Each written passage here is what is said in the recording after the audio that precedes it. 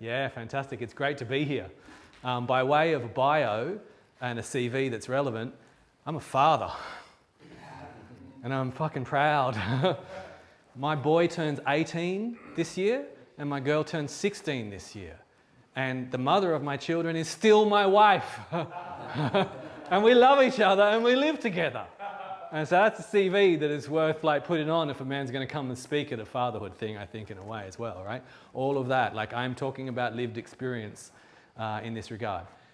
Also, I had the great good fortune of arriving at men's work at the tender age of 19.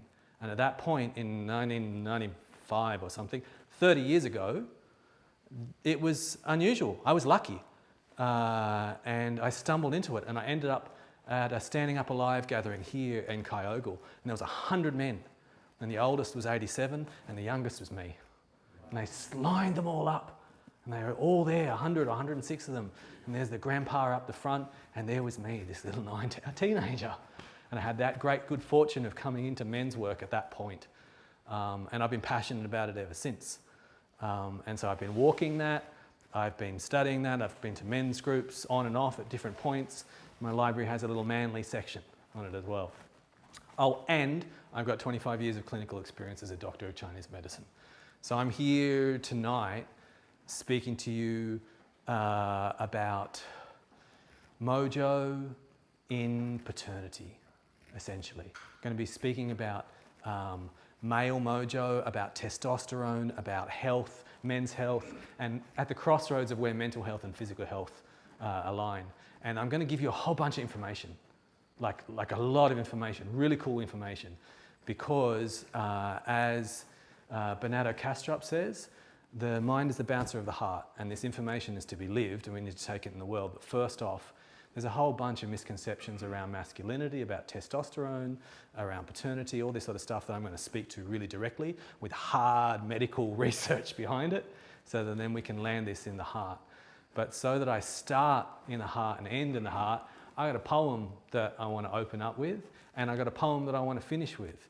And by way of personal context as well, I'm trying not to cry about this, although I know it's welcome, is that I've spent the last month in family court helping out my girlfriend, and I've got 18 years of polyamory.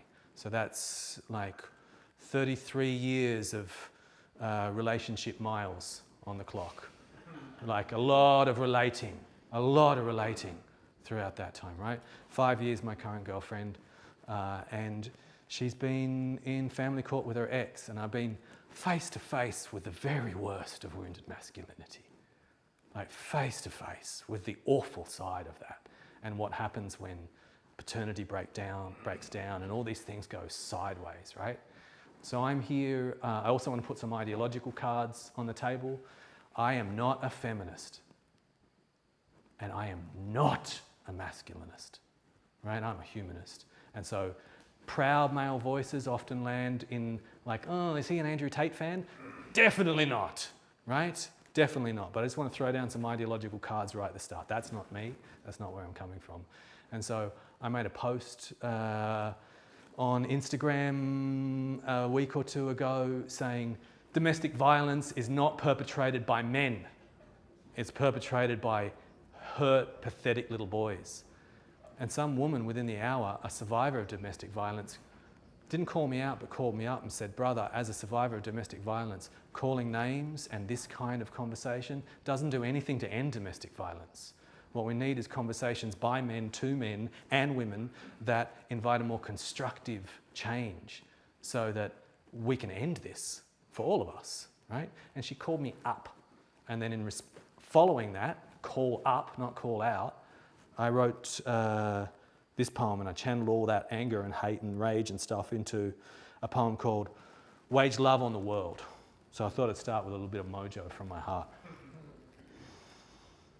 I'm a red-blooded male and my passion is violent. Since my heart fire's flaring, I cannot stay silent. So hear me, my brothers. Don't fear me, my brothers. Come near me, my brothers, whilst I harness and ride it. There's power inside us that glowers inside us. And if you sour in silence, it will flower in violence. So don't cower and dower. Now's our hour to shower. And vow to shower those we love in our power. In the power of words that are tear-streaked and true. In the power of promises that you've followed through. In the power of a code that you live up to. In the power of heartache that you've moved on through. This is what we must forge with the fire that calls, with the thunder that roils and roars in our balls, when the world makes us feel small. And our walls crumble and fall. Stand tall like a man and wage love on the world. Wage love on the world. Wage love on the world. Wage love on the world like you wage love on your girl. And so that's something that's been alive for me lately, around masculinity and this journey and seeing it all up front like that. So I'm going to start there and then I'm going to end in somewhere similar. So we're going to stuff that's relevant to your journey as fathers who are just about to become fathers, and everyone in this room has either just become a father or is just about to become a father, and that is so fucking cool. I'm really, really stoked by this, right? And we are going to get there to the stuff that's on paternity. But just as a heads up, there's a journey before we get to that, and I'm going to start on a whole bunch about masculinity and testosterone and mojo before we get to the stuff that's super relevant to paternity, right? So there's a little bit of run up, but stay with it because there's a lot of misconceptions when it comes to testosterone. Just an enormous amount. So let's start there.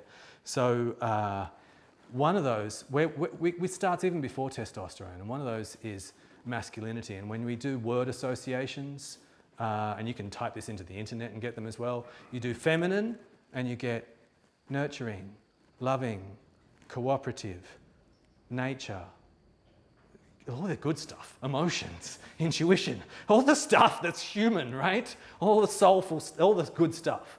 And then you say masculinity, and what do you get? Aggression, virility, power, control.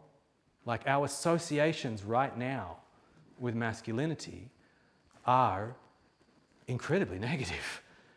And that flows over into how men who are just about to become fathers approach their role, right? And it also flows over into our associations of testosterone.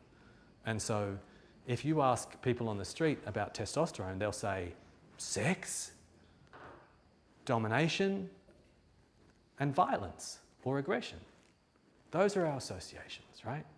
And so you can't go into paternity with these myths and these frames and these stories surrounding you and step into that role in a glorious and positive way that is desperately required by your beautiful baby boys or beautiful baby girls and the world at large. So I'm going to spend a little bit of time medically unpacking some of those things, right?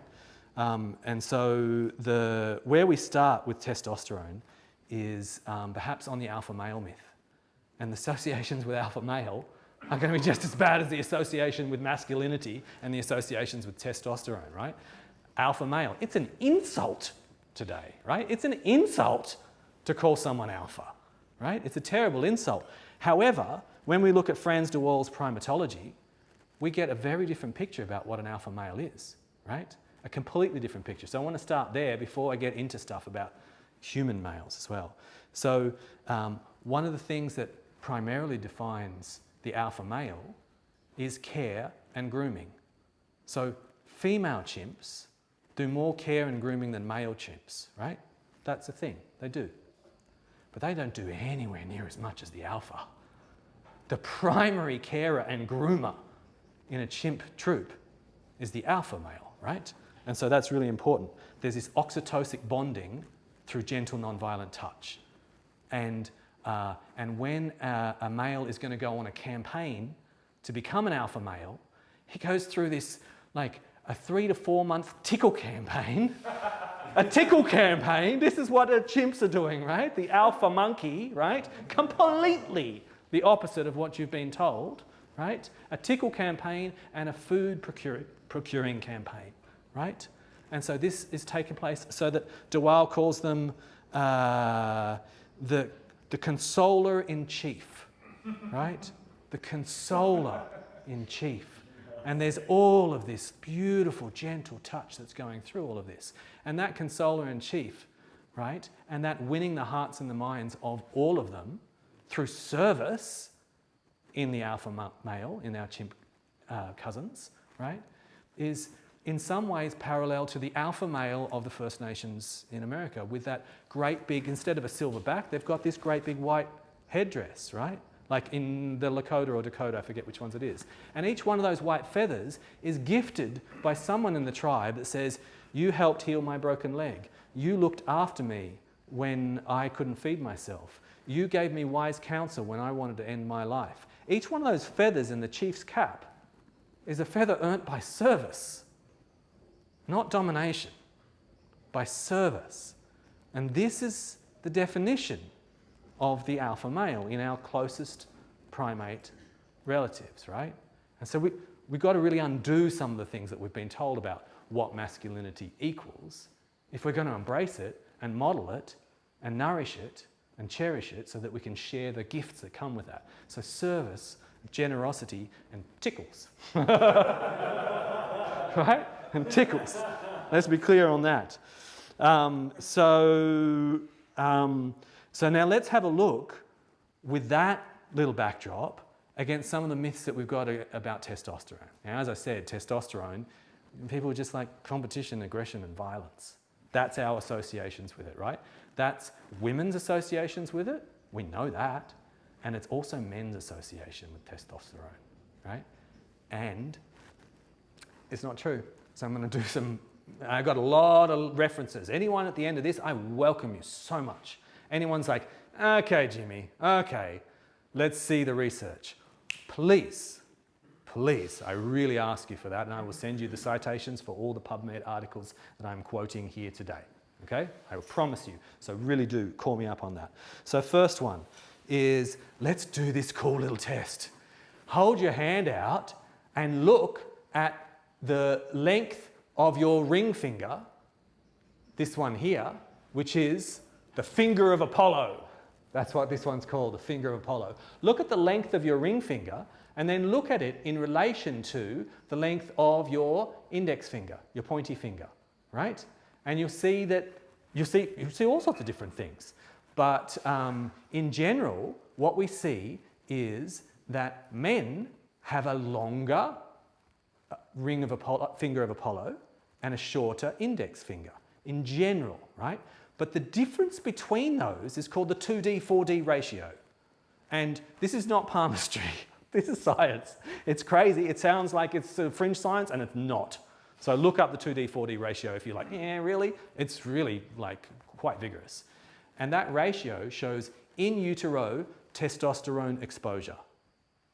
So the greater the difference between your longer finger of Apollo and your shorter ring finger is the higher the amount of testosterone that you're exposed to in utero.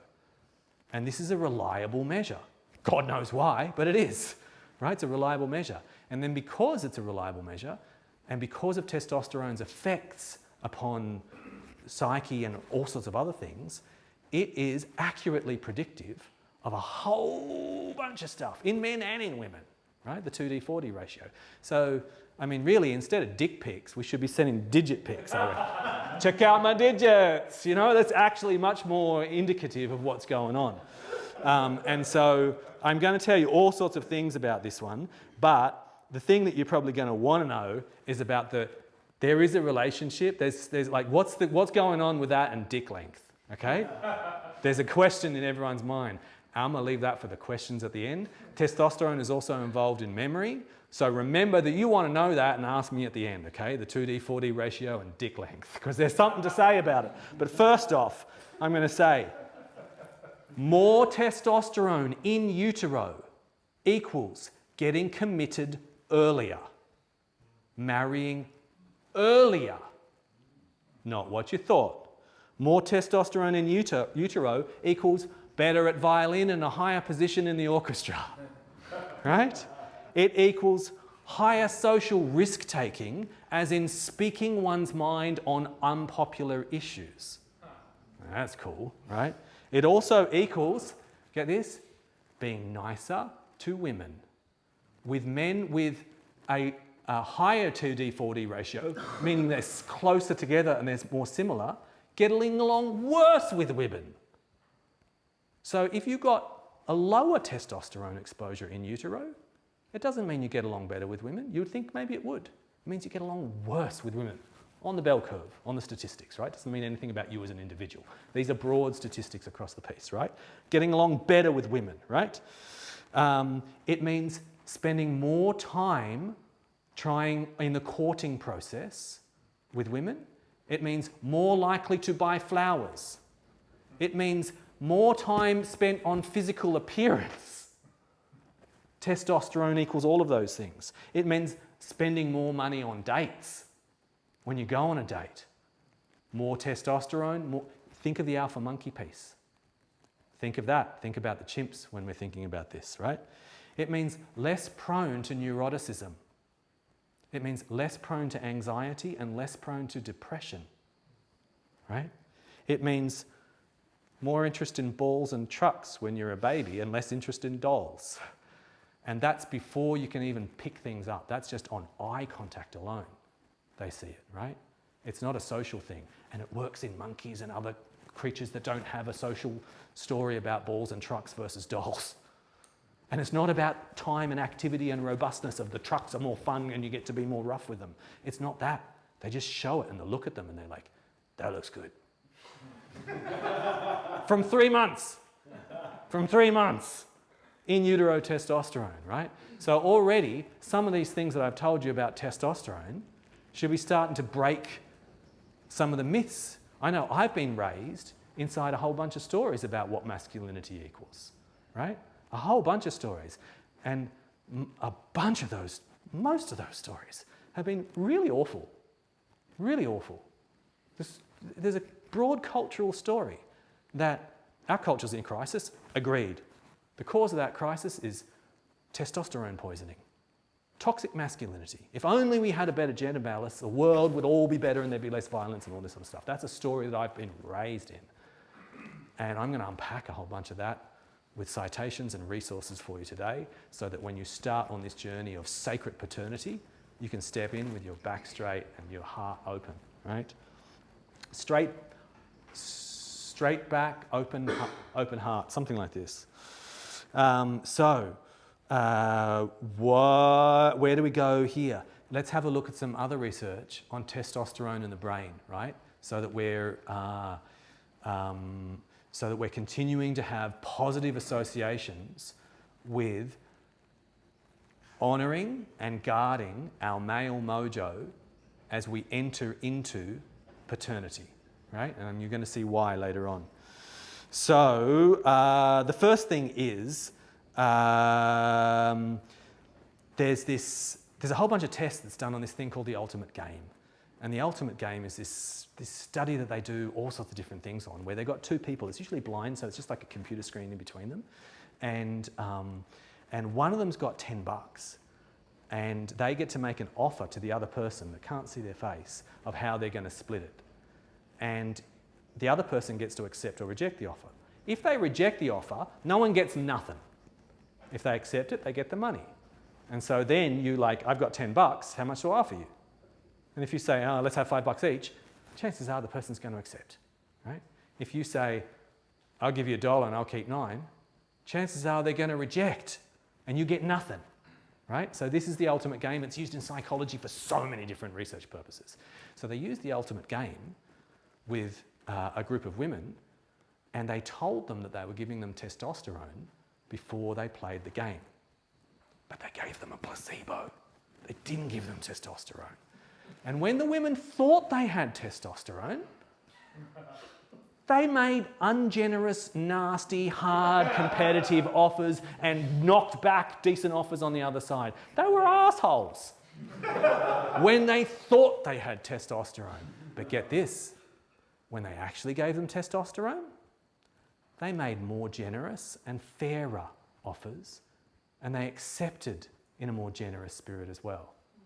That's women, right? What they thought, what their expectations are of testosterone is the thing that I just told you, assholishness. Now with men, How does that track with men? Guess what? It's the same with men. More testosterone equals more generosity. More generosity, not less. Pro-social behaviours with higher testosterone. Making better offers and being nicer in terms of the ultimate game and a whole bunch of other things, right? So that's the first piece I want to talk about with testosterone in the brain. Anyone surprised to hear that? Yeah. Good. I was delighted and surprised. I came across it a while ago. The next one is, what are the other effects of testosterone? Well, we know its effect is libido, right? We know that there's an effect with testosterone and libido, but what we want to remember is that libido means not just desire for rutting, although there's a part of it, yes. It technically means lust for life, right? Not just sex, lust for life. And in a whole bunch of the other research, we see that T levels positively correlate with lust for life, right? And so what does that mean? It means optimism, right? It buffers against depression and suicide risk. It means a sense of well-being. If you've got any brothers around here that are doing TRT, that are doing testosterone replacement therapy, it's like they're on Prozac, at least for a period of time. You see, they're just like, you know? There's not a correlation with androgen replacement therapy and increases in aggression.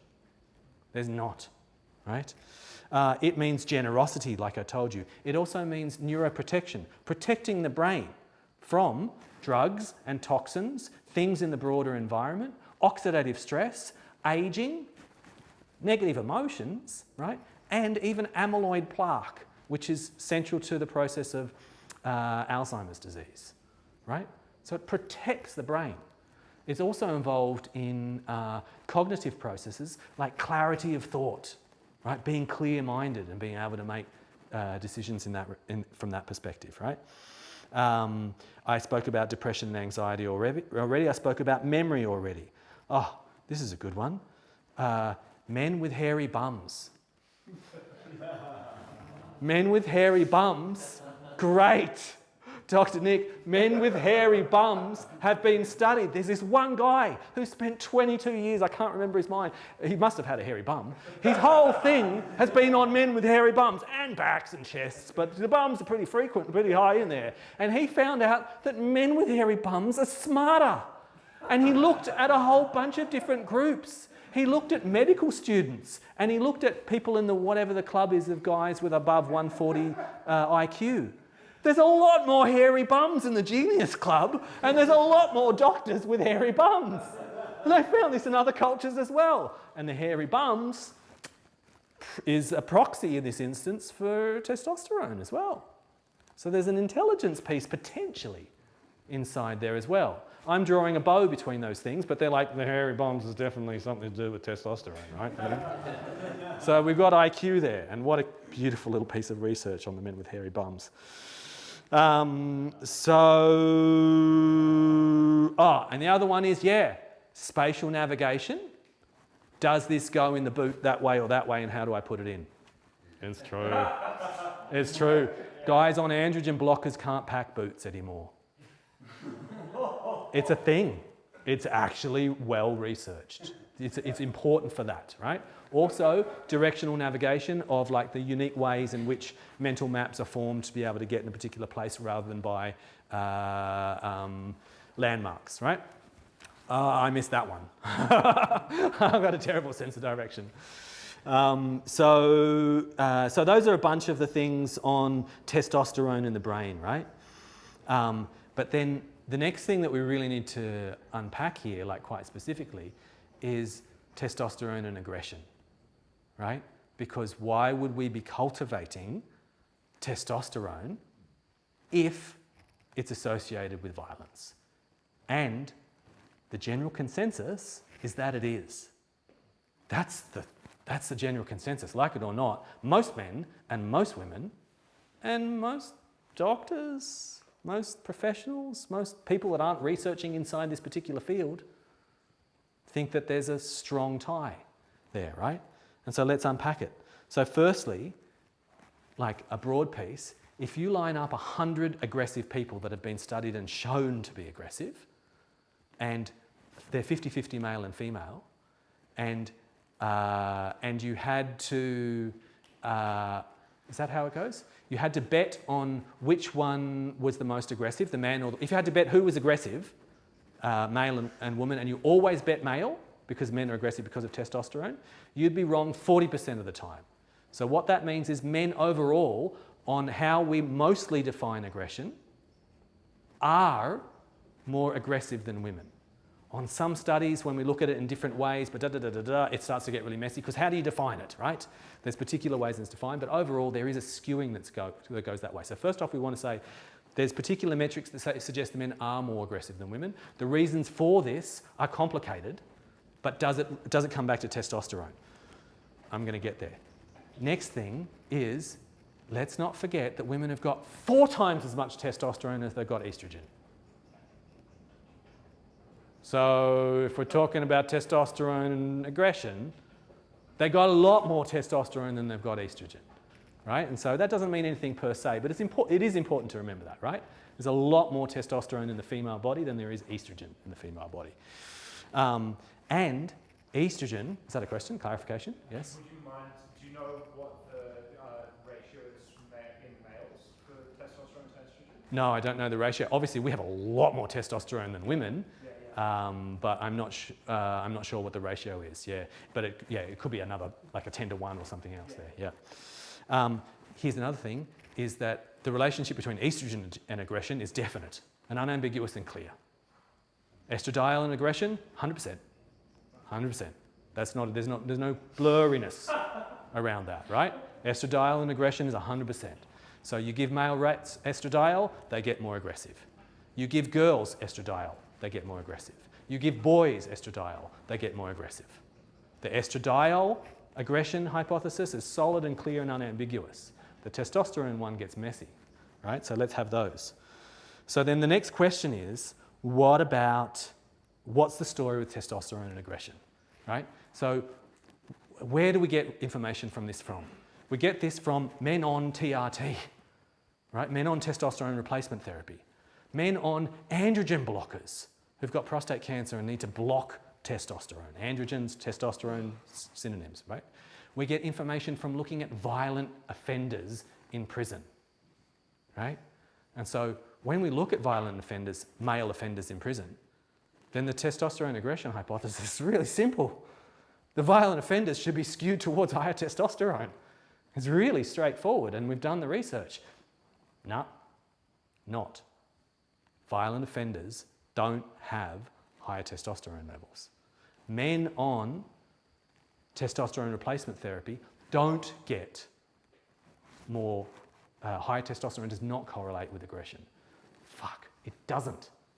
However, there's another piece of how it does, right? There's these 2 pieces of how testosterone can get bound up with aggression. And one of them is this dual hormone hypothesis, which is saying that in the seminar that I sent around for free, if you didn't get it in the lead up to here, the Tao of Testosterone, there's a free resource that was circulated to you by Nick in the lead up to this. If you didn't watch it beforehand, you can watch it afterwards. It's a free resource, you can look at a range of things. It's got a map there about solar cycles and the way in which our hormones change according to the sun on these menstrual cycles, these very real and well-studied menstrual cycles, which are solar, you know, and I put that together because there's this idea that I was telling Nick in the interview that just like women's bodies are governed by archetypal, mysterious and divine forces like the moon. And then there's men. Like plants are governed by archetypal forces. There's Mars inside my thyme and there's Venus inside my aloe vera, and then there's men. The whole world is governed by the zodiac of archetypal divine forces. It's all animate and alive. And then there's men and testosterone. Guess what? Men's bodies are governed by archetypal and sacred and divine forces too, and there's solar cycles, and it's in that lecture, and if I've piqued your curiosity, I'm really glad. And on that, as well as the yang solar cycle of testosterone, overlapping almost precisely with it is a yin solar cycle of cortisol, and cortisol is the adrenal yin. Like you've all heard of cortisol, but you probably got the wrong idea of it because most doctors have got the wrong idea of it. We use it as a proxy for stress, right? Because we can measure it and we can't measure adrenaline so easy. But what happens underneath the fight or flight response? Adrenaline goes up, and that's the EpiPen that gives you the, you know, the speedy thing, right? And then cortisol comes up alongside to buffer. Cortisol is the thing you put on your angry red rash, the corticosteroids. Cortisol is the thing that your grandma gets injected into her angry red joints. Cortisol is the thing that soothes out the ulcers, and, you know, in your gut. Cortisol is used in the emergency room. Like, it's a cool anti-inflammatory stress buffering compound, right? And it follows a very similar solar cycle with men. It's like almost identical, except, yeah, almost identical. And here's the thing, when that cortisol gets low and there's not enough water in the radiator and your T levels are high, that combination, which is called the T-CRT ratio, testosterone-cortisol ratio, when testosterone is high and cortisol gets low because you've been stressed, you've produced cortisol, you've produced adrenaline, you've been stressed, and then at some point the body can't keep producing the buffer and it drops the buffer down, and then you've got low cortisol. At that point, when a man is stressed and he's adrenally exhausted and he's been in a fight or flight state for a long time and he has high testosterone, then testosterone is correlated with increased aggression and violence. Only then.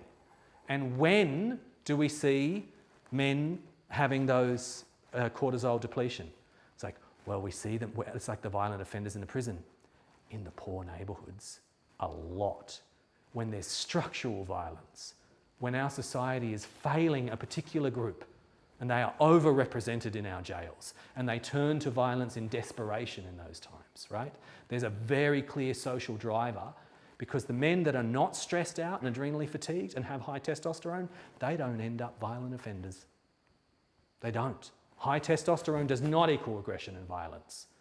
High testosterone when your adrenal buffer is worn down. The other thing that is added to this hypothesis is low serotonin. Because serotonin is also a buffer in your brain. It makes you feel happy, it makes you feel content, but it also enables you to deal with stress.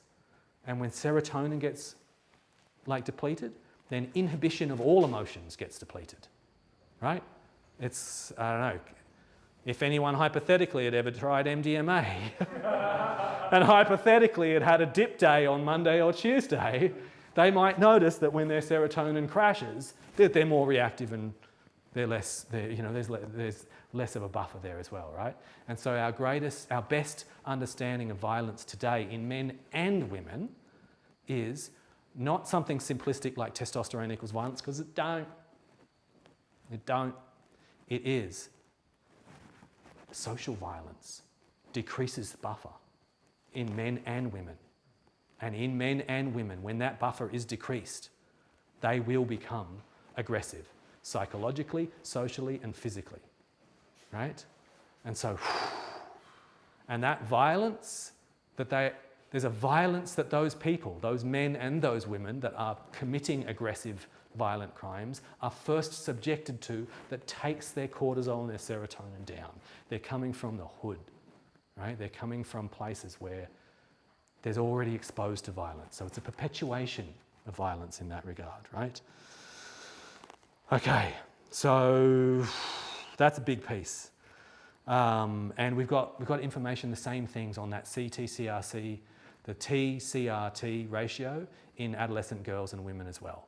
It's the same thing. When that ratio gets out, despite their lower overall testosterone levels, it's a ratio thing.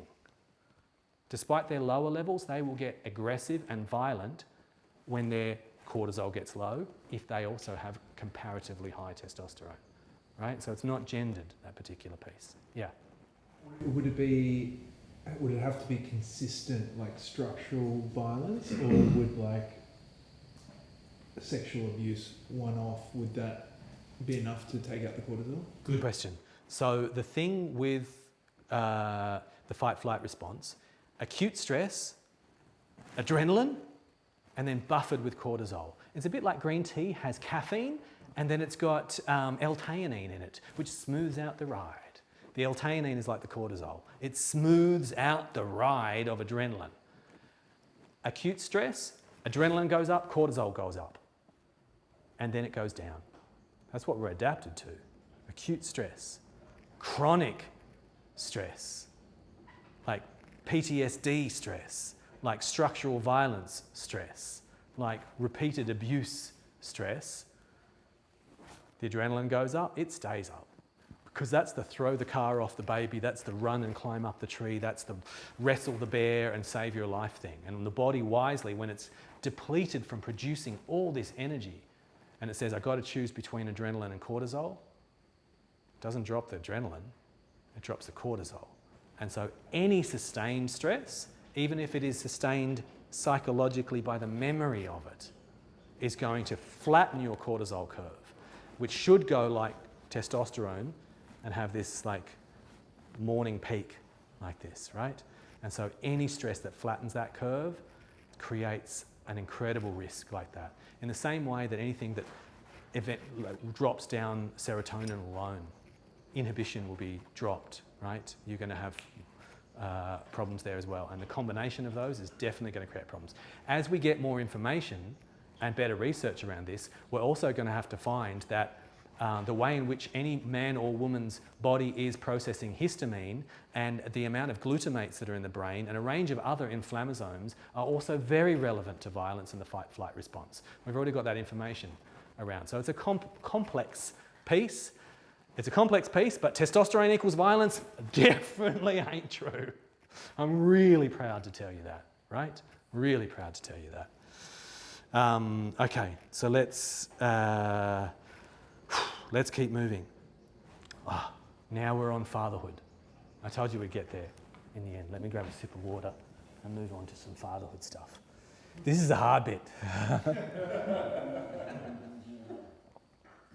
Because that stuff was all, I think, pretty inspiring and affirming.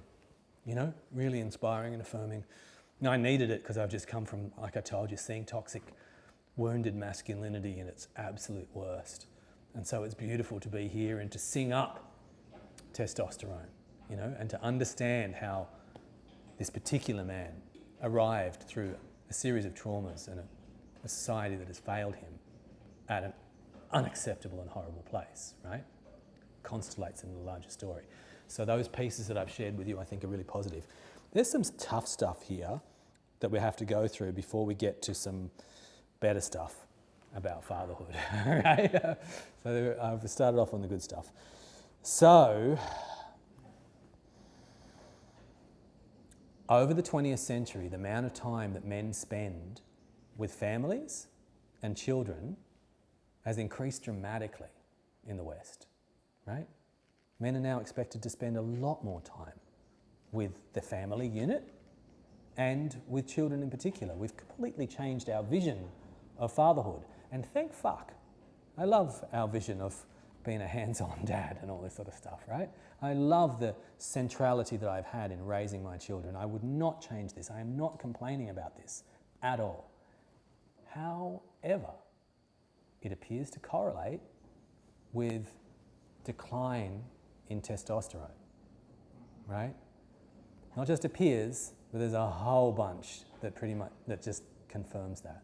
And so remembering that testosterone is the chief consoler, the tickle campaign, the generous tipper, right? The well dresser, the treating women well and getting along well, the prevention against depression and anxiety, the buffer against becoming a grumpy old man, all of those things. Remembering that,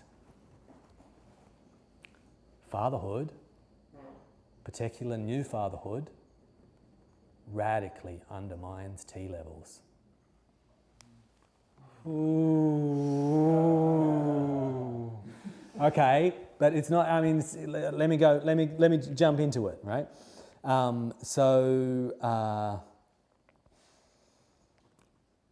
Should we go better or get worse? No, this is a bunch we've got to go through. When I say radically, what do I mean? Do I mean 10%? Do I mean 50%? No, I mean up to 34%, between 26 and 34% decline in new fathers, right? There's a trade-off happening here. It's a natural process that is there and Darwinianly selected for us, right? But there's a trade-off. On the one hand, you lose mojo and all of those positive associations that I just said that go with it. On the other hand, you losing mojo are less interested in spreading your seed, so the hypothesis goes, and you're more likely to be at home and spend more time with your kids, and they're less likely to get bitten by a snake or stolen by a raiding tribe or starved because you weren't providing for them because you were off sowing wild seed. That's how the hypothesis is, the explanatory hypothesis is given, right? Is that there is a dip, a sharp dip. And as men, we don't know about this. And as prospective fathers, we don't know about it. We know all about postnatal depletion and postnatal depression. Oh, you've got to be there for your woman, and you do. That is real, right? It's very, very real, and you've got to do that. What about postnatal testosterone decline? It's studied. It's a thing, yes? Is that also perhaps because it lowers the likelihood of you having another baby with your partner while they're restocking after? I'm not sure. It could do, yeah. There's a whole bunch of possibilities inside there, but nature has selected for this, so there is a survival advantage to it, right? There's something to be. I've just put the boogeyman on it, right? But then I want to maybe soften that and be like, expect a degree of loss of mojo. Expect a postnatal depletion of your own. Expect a loss of muscle mass. Expect a lower mood in some ways. Expect a reduced buffer and a reduced motivation, not just a reduced sex drive. Plan for it. It's not guaranteed. These things are bell curves, like I said. Doesn't mean, but of everyone here, there's going to be a bell curve where most experience, and there's a few outliers that don't. Some it's worse and some it's not. That's how these things work. It's not pointing the bone saying this will happen, but plan for it, right? Is the piece. Plan for it. There are positive trade-offs inside that. And I've got a couple of quotes here that I think speak to that. It's not the case that men with lower testosterone are simply more likely to become fathers. On the contrary, the men who started with high testosterone were more likely to become fathers than the ones with low testosterone. But once they did, their testosterone went down substantially. Our findings suggest that this is especially true for fathers who become the most involved with child care. The more hands-on you are, the more you lose mojo, right? Now, here's some other things, just to see how deep this fucking goes, is that you get a decline in your testosterone the moment you hold your baby. The moment. It's rapid. Not just that, you get a decline if you hold a doll.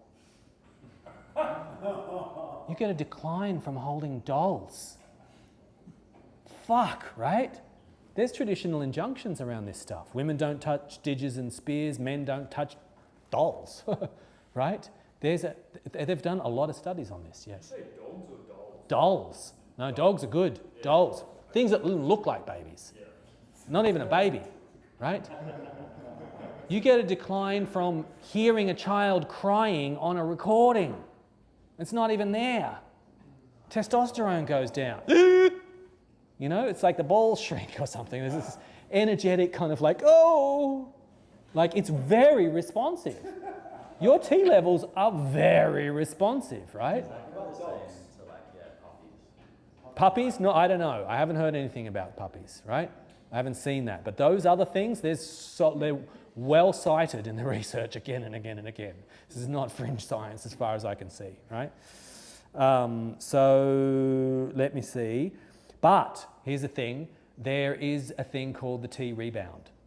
And the T rebound is that it plummets sharply from, here's your son, oh, down it goes. And it appears to start to come up again, like to improve after 9 or 10 months, right? So there's a T rebound. Let me read something about the T rebound. I have something I want to put out. Yes. Is there any study on like if you try to fight that in between the 9 months, like no, I'm going to keep it? Yeah. Is it not good for the rebound? Or Yeah, I'll read you these quotes. I think it speaks to that. I think the more accelerated one's T rebound, how quickly it comes back, right? The less time fathers invested in their infants across the 9-month study period. So that's the trade-off. On the one hand, you're going to be grumpier and less generous and less buffered and all this stuff. On the other hand, you're going to spend more time, like it's a trade-off. And it's a tragic trade-off, right? There's a tragic trade-off in what we're doing here of how we're structuring our families. And I'm all for it. I'm not suggesting that we shouldn't do it, but we should speak about it in the same way women speak about postnatal depression and the trials and tribulations of menopause. Hush now, don't talk about menopause. Yeah, fucking talk about it. It's hard, right? We've got to talk about it as men, right? And here in a group of men that are just about to become fathers, has anyone heard this before? Has anyone heard this in this room? Not until after I experienced it. Yeah, experienced but not heard of, right? So this is data, this is research. One more I think that is relevant. Higher basal cortisol and increases in cortisol in response to newborn interaction are predictive of greater paternal involvement in childcare and play months later. So your adrenal reserves are important and necessary, is what that says. The buffer in cortisol, how much water you have in your radiator, the fluid in the battery. The yang is the spark that comes out of the battery. It doesn't exist without the fluid in the battery. The fluid in the battery in this instance is cortisol, your adrenal reserves. If you're arriving at paternity burnt out, it doesn't predict well. We don't just need testosterone, and we do need that. We also need our yin, our adrenal buffer, right? And everyone needs their adrenal buffer when they're going into parenthood, right? Because it's going to get chewed up. So I've got some more on this same piece.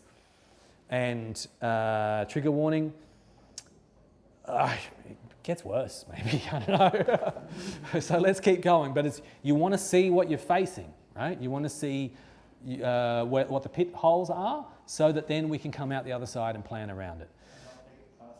Not take it personally and not be surprised if you feel like shit, right, as an early father. I felt like shit for years, and I felt like shit about feeling like shit. I felt guilty about feeling. I'm like quadruple Cancerian astrologically, and I was like all about having kids, and then I fucking nearly died. I found it hard, and I never got better at it. It's just that they got out of early childhood, and then I could start breathing again.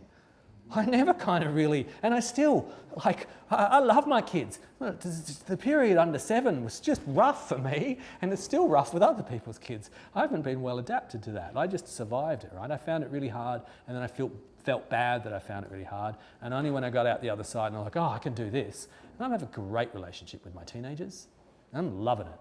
And I had a great relationship with 7 to 12 and all this stuff. I found it hard, and I felt like shit because I found it hard. And aspects of finding it hard are inside this testosterone cortisol piece as well, right? This is I was grumpy, I didn't have a buffer, like all of those things were all low, right? So there's another piece. How do you lose your buffer, your cortisol? Through, good question, through overusing your adrenals. So you could do that with fun things like skydiving all the time, or fun things like lines of cocaine and amphetamines, and fun things like gambling, or you can use it through trauma and overwork and stress and financial stress. It doesn't matter. Shit sleep also, yeah, cortisol replenishes yin at night in that time. How you get more of it? Rest. Parasympathetic. You sleep, you get more of it when you sleep, and you get more of it when you're in parasympathetic. It just builds, it just tops up. When you're not in fight or flight, it is topping up, right? But the modern world kind of constellates everyone into a fight or flight state, pretty much. Like, just keep the industrial complex going. Let me keep going, and then we're almost at the end where we're gonna open it up and get into like a whole discussion around this. But I've got one more piece around this. And this one's particularly tough. And that's on marriage monogamy, cohabitation, and mojo, right? In the same way that there's a tragic relationship between paternity and testosterone and all the generosity and goodness that comes with testosterone, there's a tragic relationship between testosterone and not just marriage, cohabitation. Living with a woman that you love in a committed relationship that you choose, that you want, takes testosterone down. It's like holding babies or holding dolls or listening to, whew. That's, okay, you're like, good, I choose, it doesn't mean that I would not want to have lived with my wife, but we need to know this, right? So let me give you some more pieces on this. A series of depressing studies have shown that married monogamous men, whether fathers or not, have markedly lower testosterone levels than single males. 21% lower. 21%, right? And so it's not whether or not you have a marriage certificate, right? It's whether you're cohabiting is one factor.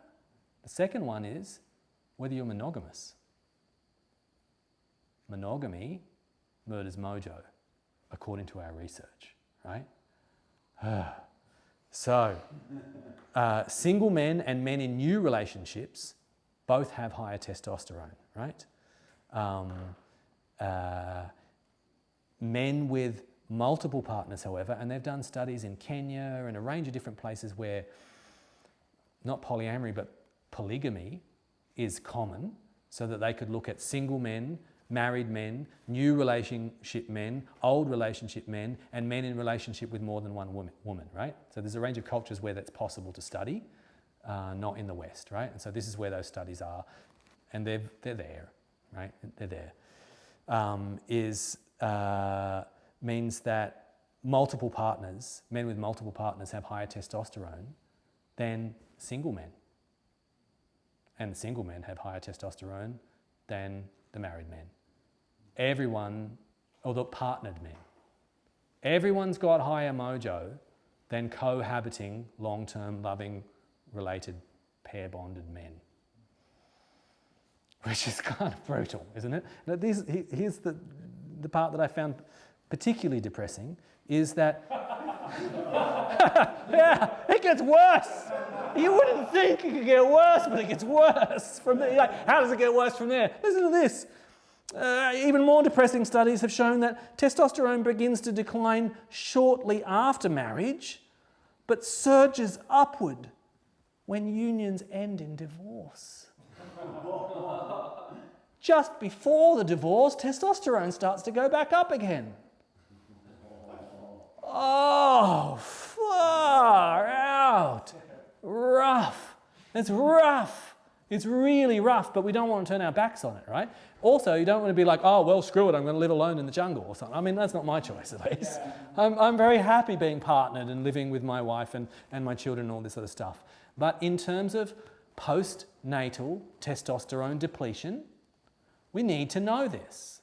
And we need to know it against the backdrop of all of those things that I said that testosterone does. Those positive, generous making, stress buffering, like getting along better with women. So when you get married and your testosterone levels go down, you'll get along worse with women. That's brutal. Oh, I tell you, the Old Testament was right. Like, God is an asshole. There's this terrible, terrible aspect inside this.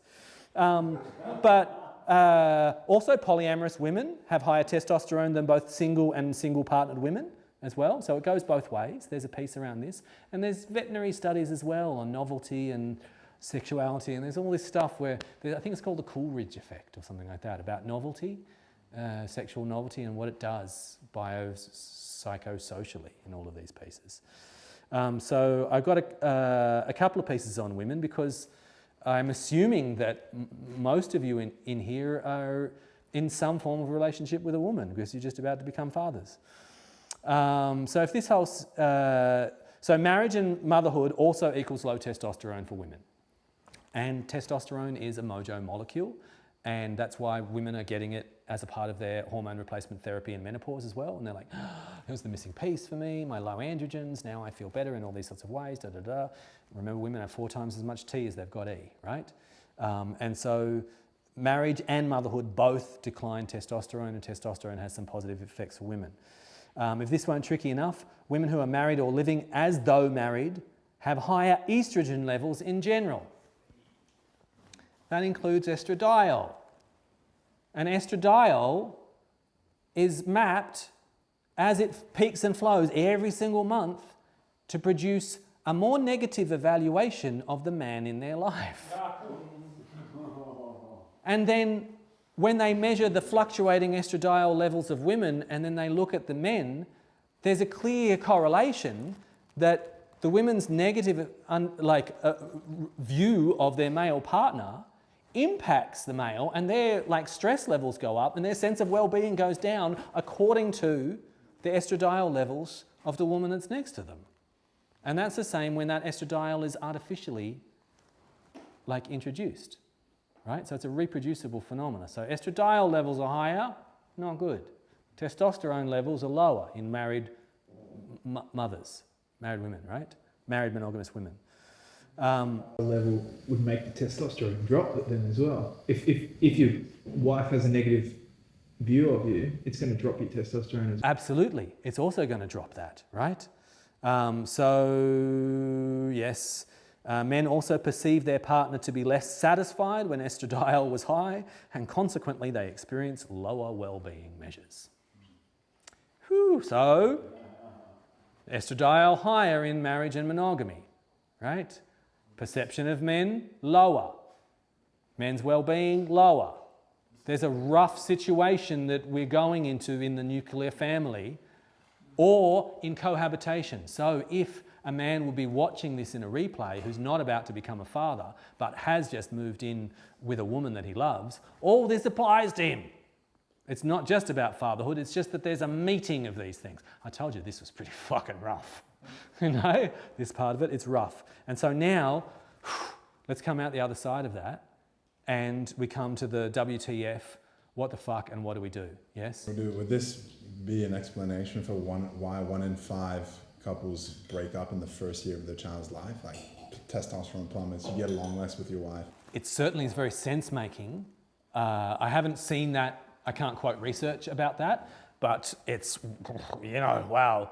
But if we're going to ask that question in biochemical and somatic language rather than psychological language, and psychological language is just as sense-making, less feeling valued and all that, it's just a different language. This is not the better language, it's just a different language, biochemistry, right?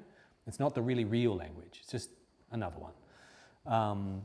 It's certainly very sense-making across all of these pieces. And so, yeah, and so you want to know it.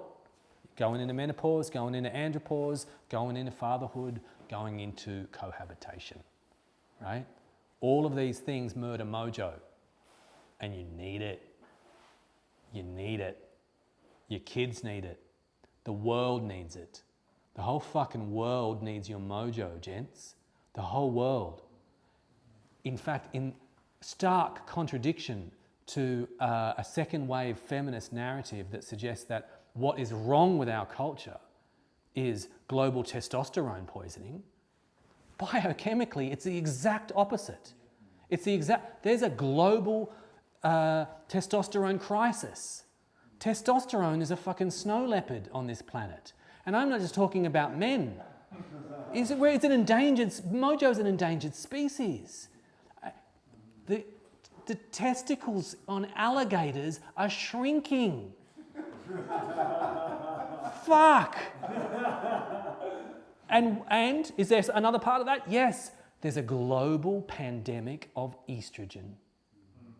A pandemic of estrogen. How come? Because so many of the chemicals that we spat out into the world are xenoestrogens, and they behave like estrogen. They fit estrogen receptors in men and women. The frog's gay.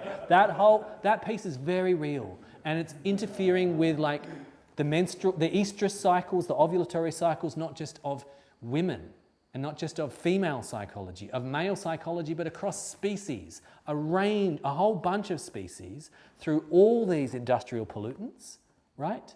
And a whole bunch of things in your food supply. There's so many of them that are all behaving like estrogen. Testosterone is in global decline, and testosterone does a lot of really good things, right? A lot of really good things. So then we come to the final part of like, okay, thanks Jimmy, you freaked us the fuck out. What do we do? What do we do? Okay, so what do I write down here? What do we do? Okay, so we've done the... I'm sure there's an answer down here somewhere. There's something. Oh yeah, it says here, buy my herbs. It doesn't say buy my herbs. All right, so we've fundamentally like popped the myth of, there's two theories of testosterone at present, and one of them is the folk wisdom theory, and the folk wisdom theory is testosterone equals sex and violence. That's what your doctor believes, and that's what your wife believes, and that's what maybe you believe when you walk in here tonight, right? That's one theory. There's another theory which is called the social status or status seeking hypothesis, and it says that that testosterone, its role is to drive men to climb social hierarchies. Another way to say this is to drive men towards mastery. The social hierarchy is not a single social hierarchy. It is, God damn it, I'm the fucking alpha tiddlywinks player in all of Mullumbimby. I'm at the top of the pyramid when it comes to Dungeons and Dragons. You just have to be in a space of mastery according to this hypothesis, right? Why? Because female sexual selection, which is the unspoken Darwinian force, there's the survival of the fittest, and then there's the other one that explains why peacocks have got big weird tails that make it easier for predators to grab them, right? Why would, that's not fitter. Why would that? It's like, oh, that's right, that's the female sexual selection. So they got a kink for tail feathers. And if you can survive with that big ass tail feather, predator friendly, that a fox can just grab you by, then you must be pretty good, so I'll select you. So whatever women have got a kink for, they're selecting from it because you're like, wow, you're so good, you can get around even with that thing on your ass. Breed with that one, right? Female sexual selection. Where do females select from? The top of the pyramids. Pyramids, right? This is the social status hypothesis of testosterone, that in addition to driving us towards procreation, sex, right? In order to do that, because women select from the top, of course, right? They're selecting the alpha or someone in a particular pyramid, that testosterone also drives towards mastery, right? Towards social standing. And this is how come testosterone can be associated in some circumstances with something negative, antisocial behaviours, and in other circumstances with pro-social behaviours. We didn't make sense of it before because we can see that testosterone does get caught up in violence in those particular ways, right? It is a part of that. But in both of those instances, it's always to do with reproduction and climbing that a social pyramid, right? But I want to emphasize that it's a social pyramid for human beings. And we've made lots of them. You can be the best damn translator of Portuguese science fiction novels. And those chicks that are into Portuguese financial sci-fi novels, they're going to select you, right? There's a lot of pyramids. There's a lot of hierarchies. There's a lot of mastery. There's a lot of opportunities. There's not just one, and it's not just financial, it's not just economic, it's not just social media. There's a lot of them, right? And so this is the social status piece around testosterone. Mojo drives to mastery. Mojo drives to mastery because women select from the top, right? How do we have evidence around this as well? We have evidence of this in a range of different things are cited around this, and they're really cool. It shows again how responsive Mojo is. And so when I'm talking about testosterone, and when I speak to men about testosterone, who are clients, I try to stop using the word testosterone and start using the word mojo, because it's a psychosocial mind-body phenomena, right? It's an encapsulation of yang and masculinity made physical, but it is rooted in psyche and soul, and it is responsive to both of them. So if I tell you, and the winner of the lottery tonight at the Lucky Door prize is Nick, because Nick's the only one whose name I know, his testosterone goes up by winning a competition. Just like that. Just like that. Here, now, tonight, his testosterone goes up. What's another one? They did studies on the postal service. Asshole studies, if you ask me. And they got a whole bunch of men. They said, oh, guess what? We've done this. They took their testosterone levels, and then they told them, we've done some surveys, and we found out that you're in like the bottom 15% of income earners, and you're at the bottom of the pile, basically, as a dude. And then they measured their testosterone levels, and they fucking were low. They were low. Why? Because the feedback said you're at the bottom of a pile. You're losing. And then when they told them, other guys, we've done some surveys and you're actually in the top 3% of performing guys in the postal service, their mojo went up. Their mojo went up. Immediately. It's very responsive. And so I think it's blood. I'm not sure whether there's cortisol testing, for saliva testing. Yes, they have to, that's right. Yeah, on the spot testing for this. And so another example is the alpha monkey.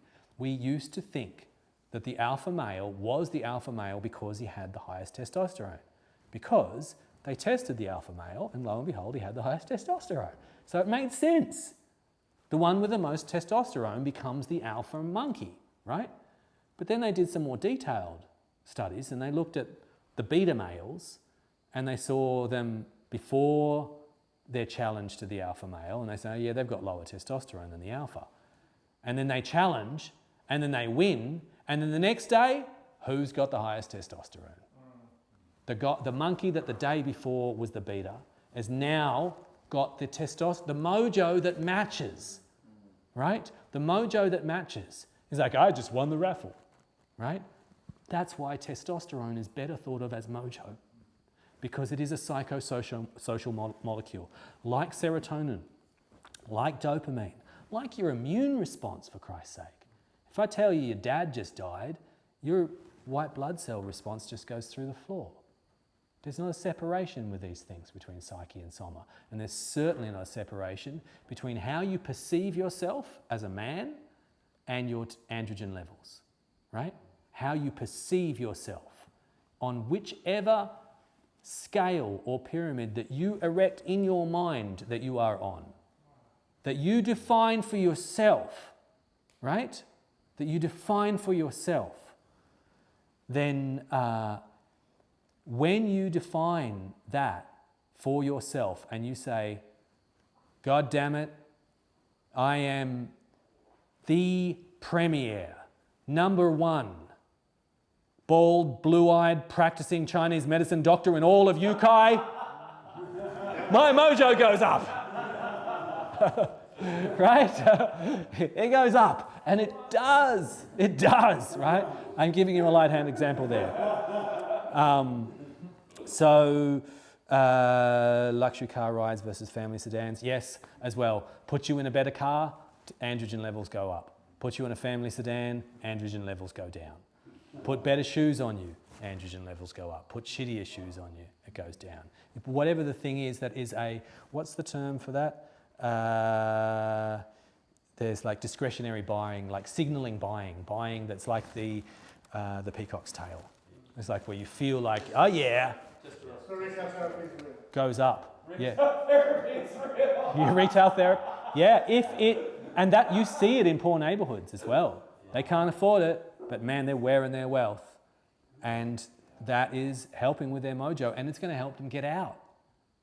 At some level, it's going to help them get out. Like their capacity to write, like then studies with lobsters and stuff like this as well. I think, and this of just like the capacity to come back from defeat. Defeat after defeat after defeat after defeat. You need your mojo. when you're living in a hood where there's structural violence that is keeping you down, when you're living in a late stage capitalist world where everything is just like undermining your sense of success and positivity and hopefulness for you and your children's future, right? Everything. The news is the bad news. The social media is always trying to hack you.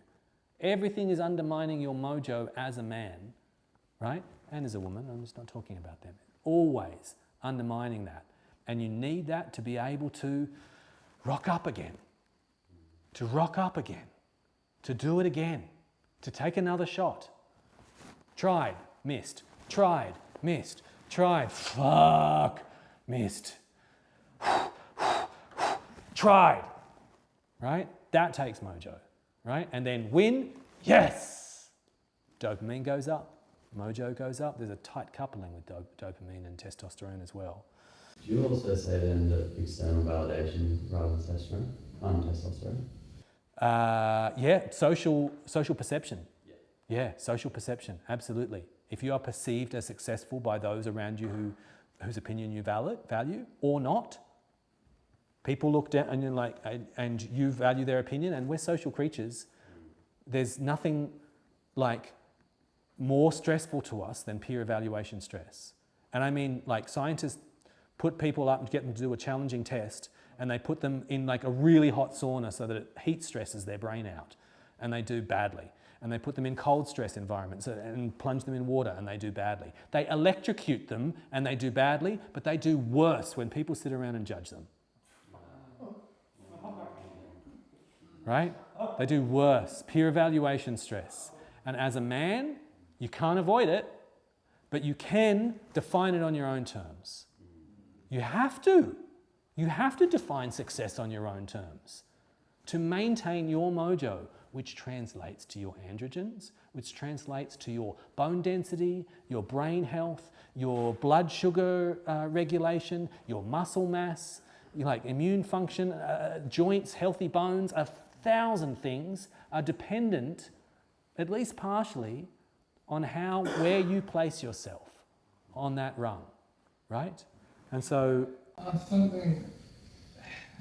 does it tie in with like ego, like defining sort of... it is. There's a healthy ego. Yeah, right. It's a healthy ego. Your ego is, you must have an ego. Everyone has an ego. It's a normal thing. It's not a bad thing.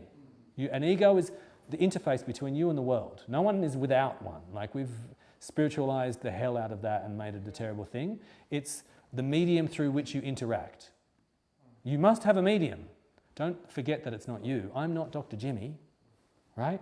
I'm not. It's a role that I'm playing. I'm not just father, I'm not just husband, I'm not just neighbor, I'm not just doctor. All of those things are a part of my ego. I'm not that, but I need it to move through, and it needs to be healthy and loving and compassionate and kind to myself. Like, I need that. So yeah, having a good, healthy ego, like a healthy ego, not an inflated ego, not an egomaniac, not an unhealthy ego, but a healthy ego. Yeah, and so self-loathing is not good for your bones. It's not, right? Because it'll drive your mojo down, and that will put you at a greater osteoporosis risk, right? It's not good, right? And so what does this mean in terms of the posture for success, right? There is a posture for success, an asana, a stance as men that has an inner stance, and I've been speaking about that inner stance in a way, right? And I'm going to speak about it as an outer stance, right? Higher mojo / higher androgens gives rise to very predictable and documented physical traits, and those are an erect posture, right? Standing with your spine straight, like proud, tall, not the posture of the defeated man. That's the fight or flight response. Everything comes down into a sort of fetal response when you're in trauma and in fear. And we recognize that, right? We recognize how it walks. Like someone walks into the room or someone walks into the room. You know, like it's that. It's not like, it's not inflated, but there is a straight back, right? Another one on the posture that we have here of success and mojo is eye contact, right? Eye contact.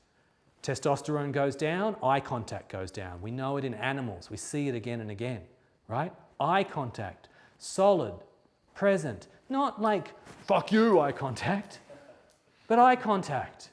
I'm comfortable enough in myself to look you in the eyes, brother. Not to intimidate you, but not out of shame in myself, right? That comes from mojo. Other ones, swagger, the actual way in which you move, right? The actual way in which you move through a space is a posture of dominance in some languages, a posture of mojo. When you've got mojo, you don't walk around like this. You don't. That's not what testosterone looks like in the body. That's not what it looks like when it's healthy. When you've got your mojo, there's actually a relaxed, limber kind of like, hey, brothers, how you doing? You know what I mean? Like, yeah. There's a swagger, right? And I'm drawing upon research here, right? There is clear, assertive speech. Unapologetic. Doesn't mean domineering. It doesn't mean domineering, right? But it is assertive in that regard. And on top of that, I will finally add, there are movements that have been documented which reliably and predictably increase male androgens, increase T levels. And one of those is the haka, right? And power poses in general, right? And so like at home, this is the sort of thing that has been shamed, right? But standing at home and just being like, ooh, yeah, and you're just like, yeah. Your mojo goes up as you just do that. And you're just like that. It goes up in that moment when you limber up and you just like, and you flex and you hold and you're strong. You look yourself in the mirror and you go, good on you, brother. Go out there. Be a man of service. Yeah. Fuck yeah. And then you walk out with your head held high and a little spring in your step, right? That is the posture of mojo that you can faith it till you make it. Right? If you catch yourself, you know, like in the posture of the defeated man, really, like get out of it. It's not positive. It's not doing good things for your body and your androgen levels. Right? If you can, and you're like, Jesus, I don't feel it today, straighten your back anyway. Straighten it anyway. Right? All that stuff. Set your jaw, stiff upper lip. There's a range of these things in our put some spine, show us some backbone. All of those things, we actually read, primatologists read. We're all reading in each other. Women are reading in each other, in us as well. And we're responding biochemically, right? And so inside a period of time when you are likely, not definitely and not doomed to, but likely to have a mojo drop, right? Then these things are really important. The term I was looking for before was conspicuous consumptions. That's the technical term for buying a midlife crisis car, which I'm still waiting on, but haven't quite managed. I will call them T talismans. T talismans, testosteronic talismans. If you get a jacket or a thing, a ring or a hat or something that puts your back straight, fuck, that is easily as precious as one of your supplements that you're buying as a man. Like if it puts, yeah, really, conspicuous consumption. These things are not just external signals, right? They have an internal effect. You feel your mojo when if someone puts you even in a borrowed Ferrari, there's a good chance you're going to be like, hey, brum, brum, brum, brum. There's a good chance. Or if not that, then some other thing. Just borrowed, and your androgens go up. And then when it goes up, then your chance of success goes up in all these other measures as well. And then you can be that white-feathered chief consoler, that man of service in those ways, right? And so I'm just about to open it up to the room, and I'm going to close with my final poem, and then we're done on this, okay? So this one, because I said I was going to start and finish with something heartfelt and personal. This one's called A Hymn to Him. And I wrote this for you boys this morning, you men this morning, sorry. A hymn to him. There he stands, there in you, quietly roaring, brazenly weeping, falling down, stepping up, dropping in, speaking out. Neither a broken God nor another God-man, for there is no just to being a man. Understand that when you simply stand as just a man, having sat down deeply in your humanity, having ridden the winds of your insanity, having wept lavishly with your soul in amity, having waged peace upon the destructive calamity that pulls every psyche with its shadowy gravity, having looked unflinchingly at life's great tragedies, having seen your profanities shot through with sanctity, having loved savagely, having been hurt erratically, having forgiven radically, and despite the banality of life's fatality, having healed magically and emerged emphatically, clasping your bloodied individuality, you see that coiled within your imperfect personality lay something worthy of your own respect.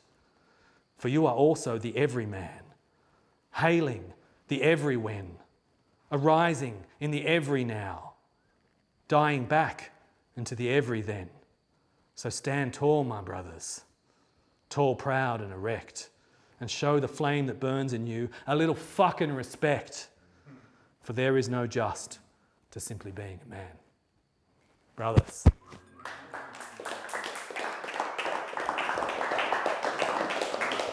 Yeah. So, yeah, open, wide open. Yes. Just before we leave the last thing you were talking about before, the epic poems, by the way. You were talking about power poses and their relationship with like increased mojo. Is there also like a fake it till you make it element to holding yourself a certain way, walking through a room a certain way? Like you're not feeling it, but you just put it on until you do? Absolutely. Yeah, it is. It's quite immediate, and you don't have to take my word for it. Just, in a different men's group, you can just do it. You adopt the position of the defeated man, right? There's an immediate nervous system change that takes place, right? And also the breathing is shallower. There's signals, all these things. You're breathing from your pec minor that's just pulling up on your coracoid process like this, and that signals different changes that the fight or flight response. It's inflammatory in a whole range of ways. Your cortisol is being used and suddenly your mojo is being suppressed. It's just like that, right? Your flexors, the fight, flight, fetal muscles, they are engaged, right? Doesn't matter what culture you're from, someone lets off a loud noise behind you, you go like that, right? Those muscles tense. And that's there in the fight or flight response, right? Those erector muscles on your spine, right? That piece there. The response is immediate, and you don't take my word for it. Just try it. Just when you feel like shit, when you feel like the defeated man, and you can only work on the problem from the outside in, right? Put on a tea talisman, right? Feeling like the defeated man, like fuck, right? Straighten your back, set your jaw, and go out and just go on a walk. Like walk like you mean it, right? Do that, and that's all you can do, and you're just like, fuck, this better work because I am feeling at the fucking bottom right now. Experience it, right? And you will see that there is an immediate response inside there. It's incredible. And there's a response inside you, but then there's a response by your tribe that responds differently to you when you have the capacity to hold eye contact, when you have that capacity to meet the world with a stiff back and an open heart, right? All of those things. People respond to you differently, and that response, that holds you then. It feeds it back. It feeds it back. And so at the start, you were faithing it. And I really prefer faithing to faking, but whichever one you do, right? You're doing it on faith, and like, okay, it's a part of, like, get out of your head, get into your body, get out there, walk. And these things we need to do to be those alpha males, right? To follow that. And if not alpha male, it's even hard, even here amongst you, having just sung that up, I say that word and a little part of me cringes, still when I've done all this research. But to have that man of service, right? To be that chief consoler, to be the top tickler, to be out there, right? Raising T levels. Yeah, absolutely, raising the T levels through all of that goodness, right? And the world needs it, right? Your kids need it, and they need, regardless of their gender, they need to see positive male role models. Men who are not ashamed to have been born men, who recognise the sanctity and divinity inside masculinity as well. Not that we have devoid of a shadow. No, not that any of the things that have happened through history are not true. No, none of that. We don't need to deny the shadow or any of that sort of stuff. But neither is living in shame and guilt in service of anything or anyone, right? And so that's why I said that I'm not a feminist. I'm also not a masculinist. I'm actually a humanist, right? But I'm here coming from the family court where I've seen the worst of it, and yet I'm here to sing it up with you, brothers. And that's a very interesting juxtaposition to be in right now, right? And so I'm not painting rainbows over what men can be. But also when I hurled names on social media, a sister called me up, not out, said, "This is not helping, brother." Right? Wow. Like, respect to her. And so I'm bringing that. I'm trying to bring us straight back to the conversation about masculinity, right? And the research, because mine is the bouncer to the heart. But this has got to land here. Like, it's got to be lived. It's got to land there. And I hope that some of what I've been sharing is unpacked shame and blame and a sense of perpetratorhood or victimhood that has surrounded many of you, I assume, because I've been doing a lot of work to throw those shackles off myself over the last 30 years of men's work. Yeah. More of anything.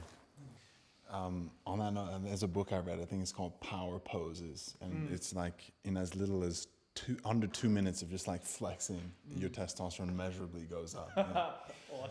Yeah, whole book about it. So on that front, muscles, your whole muscular web is a third testy, right? It's an endocrine gland, right? Fat, adiposity, is also an endocrine gland. It's like a giant ovary, right? So fat, particularly belly fat, takes Mojo, takes testosterone, and through this pathway called aromatase, an enzymatic pathway, converts testosterone into estrogen. And then estrogen signals more adiposity, as well as undermining your Mojo, right? And muscle work, right? Muscle work does the opposite. Anything that's engaging your muscles and maintaining your muscles is feeding into androgens, right? It's a third testy. Use your muscles. That's why it's Mojo and Yang.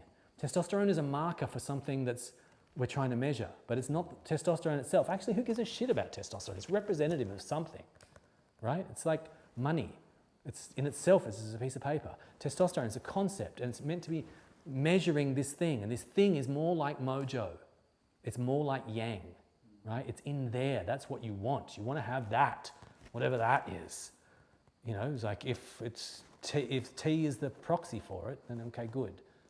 But only if it feels like that. It's that feeling that we're shooting for, right? And it's in muscles. It's really good. Muscles are a great way when you don't feel it, and through that time of early fatherhood, you need it. Jump down and do some push-ups, or like whatever you can do, like just push out a couple of squats just at home in the bedroom in your bathrobe or something like that, Yeah. Jimmy, I have been partnered since I was 22, monogamous, cohabitating since I was 22, became a dad at 26, very hands-on. I had a fucking rough time first year of my child's life. Didn't know about all this testosterone plummeting business. I just thought I was fucking depressed. What, other than hitting the gym, push-ups, some herbs, considering all that and the xenoestrogens in the environment, is TRT a thing that you would ever advocate for?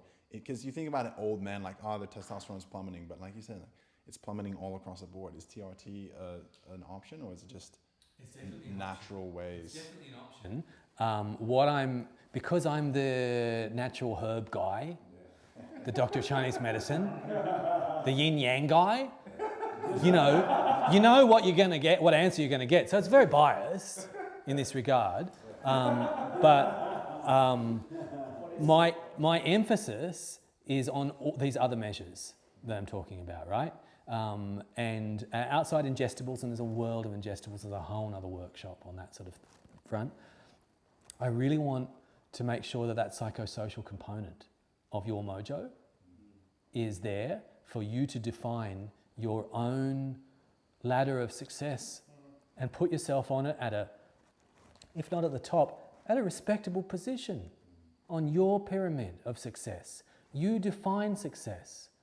When we say that, when the WHO says health is not the absence of disease, but a dynamic state of physical, social, and mental well-being, saying health is well-being. That's what they're saying. It's pushing a definition back, which is what definitions do. And well-being is a life well lived. A life well lived according to you. Not according to a Tongan woman. Not according to a Vietnamese grandfather. Not according to him or your neighbour. According to you. And that well-being, when you are hitting those marks for you as a man, that will drive your mojo up. And I think in this world, I mean, there's all this important stuff around supporting your liver and being able to clear xenoestrogens and all this other sort of stuff. So there's a whole physiology, there's a lot of stuff, around this that can be supportive, medical stuff. But today I've been really focusing on that other piece, and I think it's really important, right? Yeah. So it's definitely an option. It needs to be done cautiously. If you do, you need to support the hell out of your liver. Otherwise, your chance of losing your hair and having other problems, from poorly metabolized synthetic hormones, and then not being able to get off them without, like, it's a use it or lose it thing. And so in general, it's just like, do I recommend taking corticosteroids or trying to get your endogenous cortisol production up? Endogenous cortisol production. What happens when we use external synthetic cortisone, right? All sorts of fucking problems, man. That stuff really messes you up. Like, it's early days. There's value in it. I don't want to undermine any man that feels like he needs that. I would say put it off as long as possible. Don't be doing it at your age. Don't go near it. Yeah, take your herbs. Get your mindset straight. Keep in your body. Separation. Yeah. I think for couples and for women as well, like for couples, space, getting away. The idea that you can never have too much time together and that you should always be together I think it's a profoundly unhealthy idea that's not supported by the evidence, right? And I think that it's really important. Like, if Kenyan polygamy isn't an option for you, you can't get a second wife from Kenya, which is not likely for most of us here, right? Or any of that stuff, and you're like, listen, I want to be in a monogamous relationship and I want to cohabit. Then, Monday nights is my Mooney Monday. I'm on my own in the room and my wife is off in the studio. I'm on my space. That night is mine. Another night I'm out here, or this, that, da-da-da. I think time apart, all that stuff. I think maybe Data used to speak about that as well.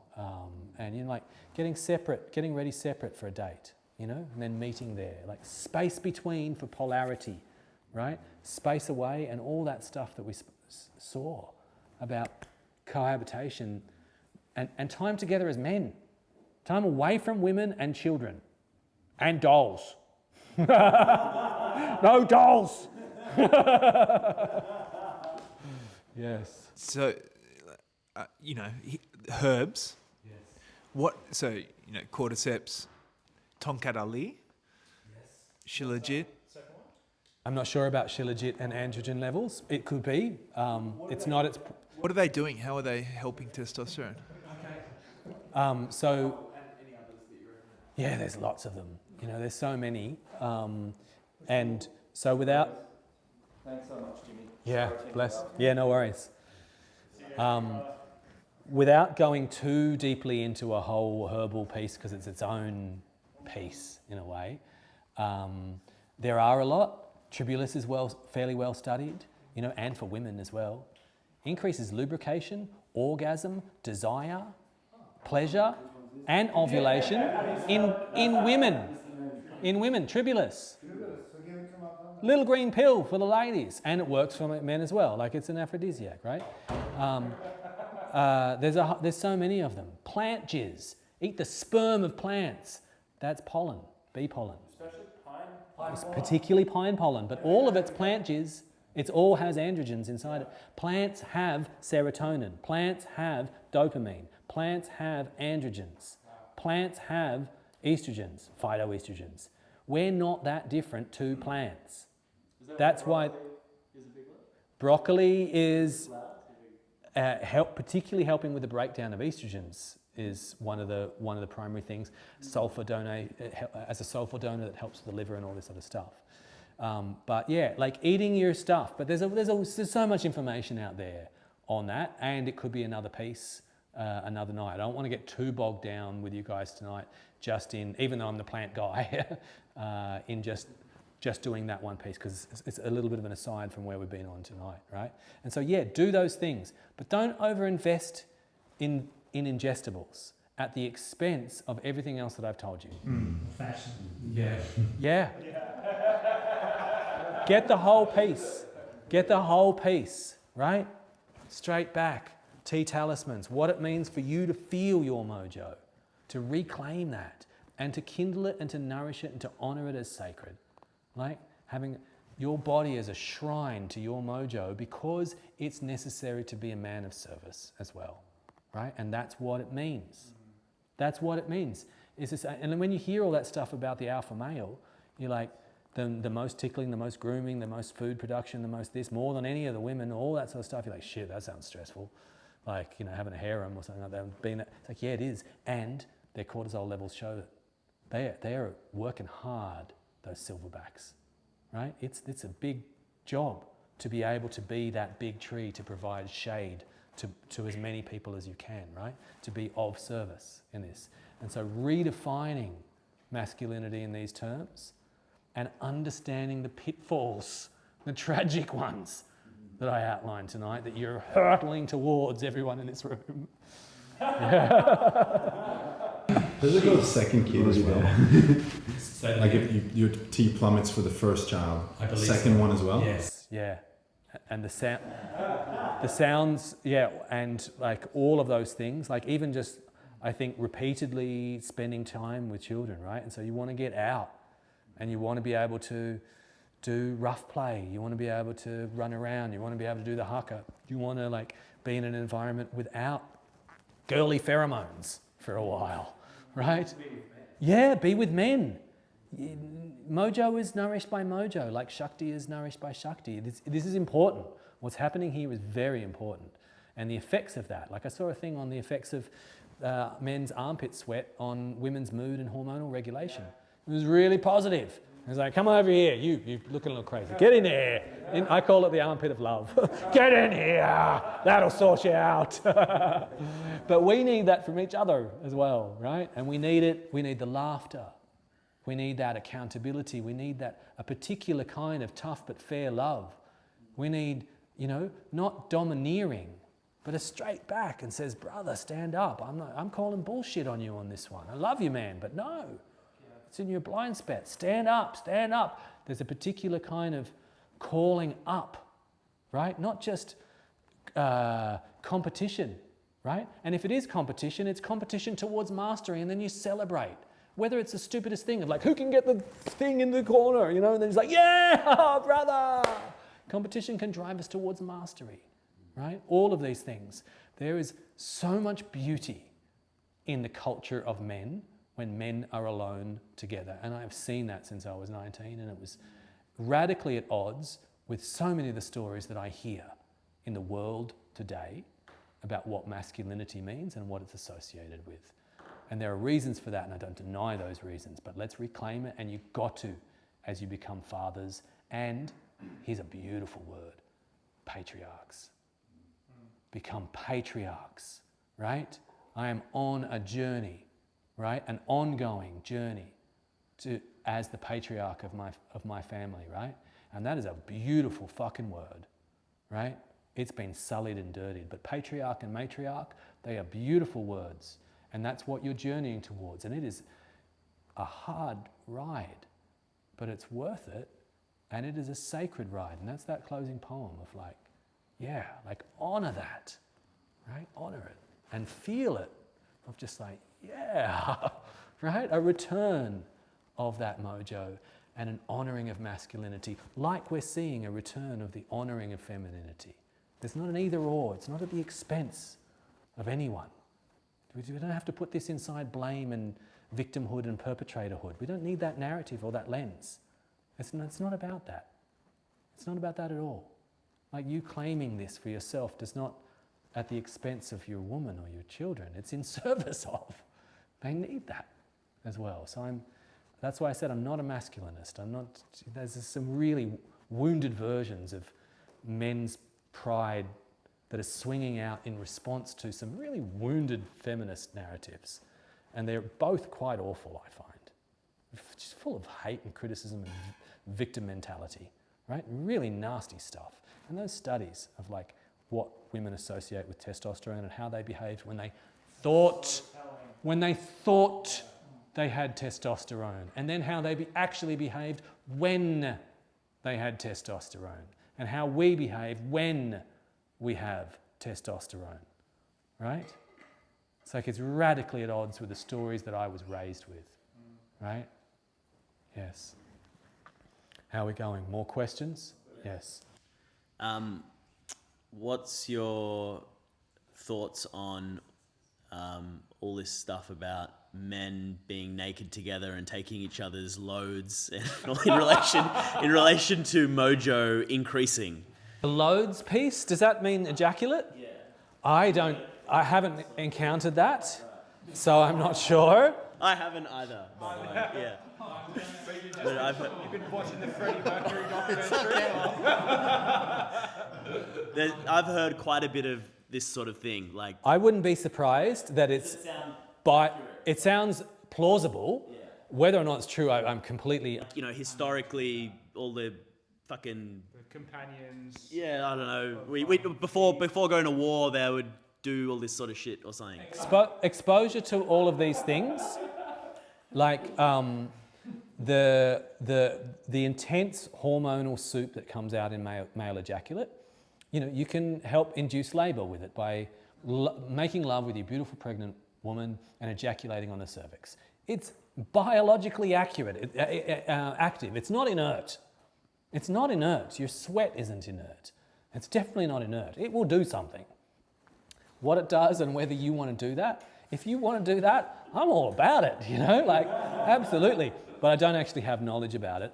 But what's not plausible is that sharing sweat and body fluids at sex and with sex or just like the ejaculate, that would not have any effect. That's inconceivable that it would not have an effect, right? It has to have an effect. If power poses have an effect, if new shoes have an effect. And like I assume like sport with other men would be a massive T booster. Yes. Yeah. Absolutely. Activity is a T booster.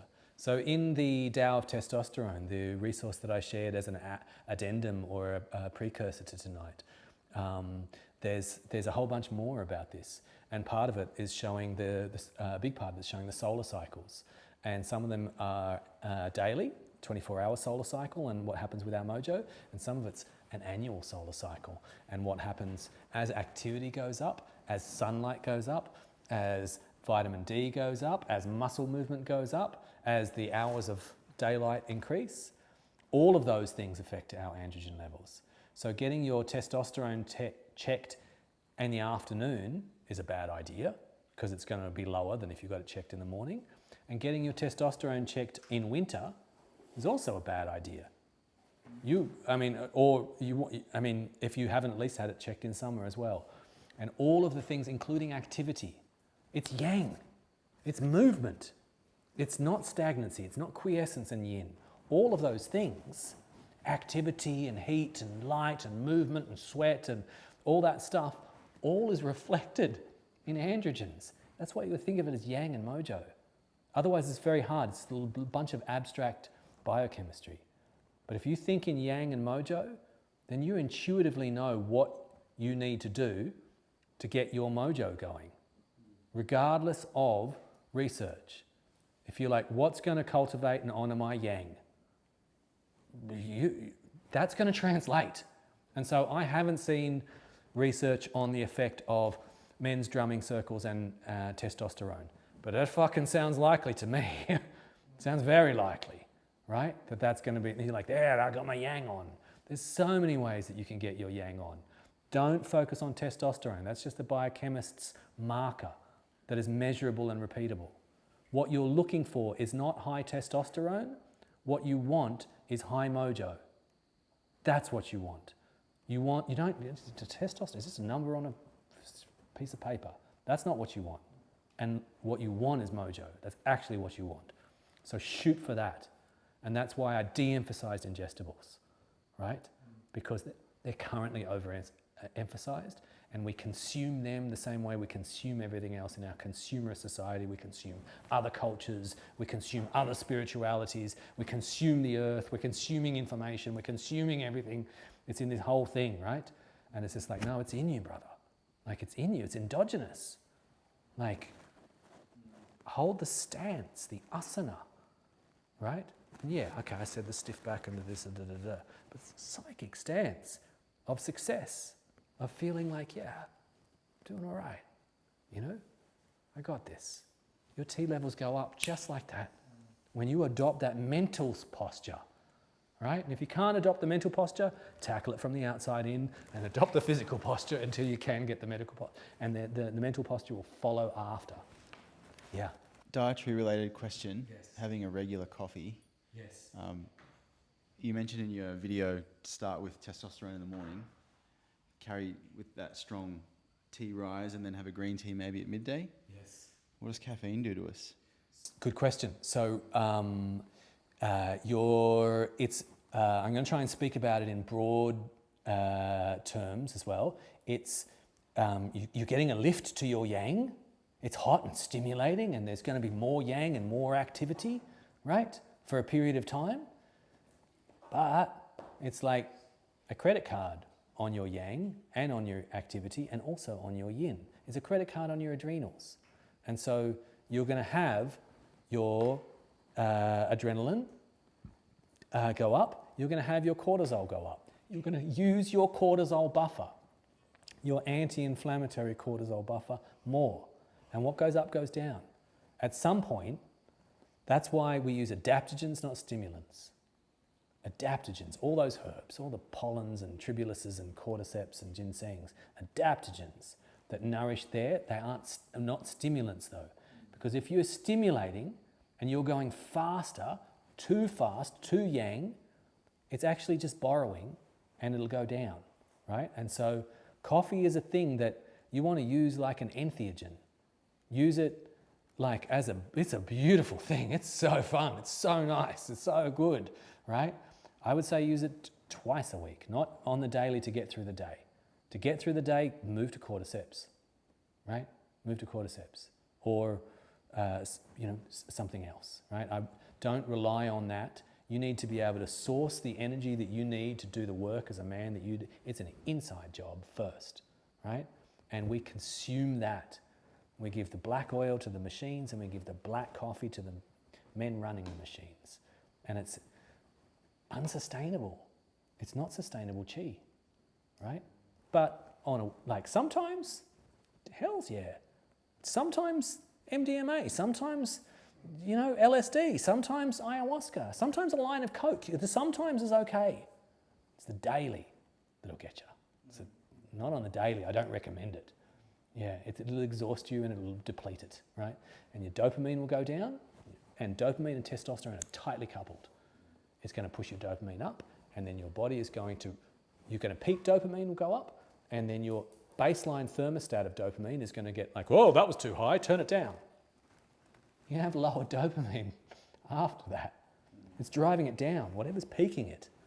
Like any drugs that peaking that dopamine is taking the thermostat down. You want to raise the baseline, right? That's why the ice plunges and the other things are trying to rise the baseline of your dopamine so you can sustainably be motivated.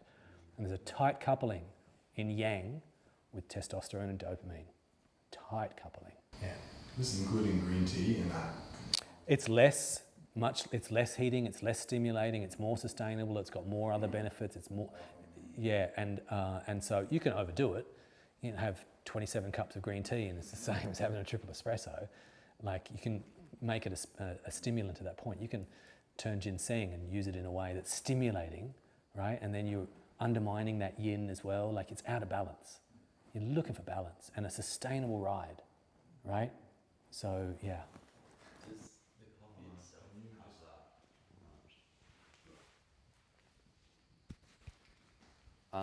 Does the coffee itself have that effect, or like I guess how would decaf coffee come into play with that?